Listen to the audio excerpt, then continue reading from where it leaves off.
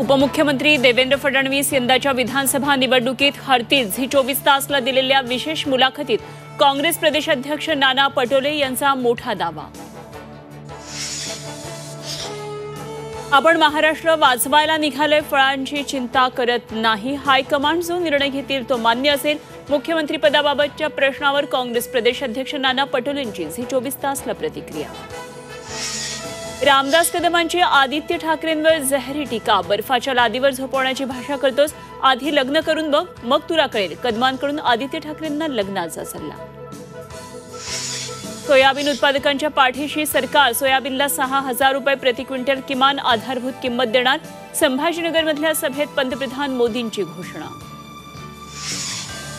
निवडणूक विभागाकडून नेत्यांच्या बॅगांची तपासणी। एकनाथ शिंदेसह उद्धव ठाकरे, नाना पटोलेंच्या बॅगांची पुन्हा तपासणी, तर पंकजा मुंडे तसंच गोव्याचे मुख्यमंत्री प्रमोद सावंत यांच्याही बॅगांची तपासणी।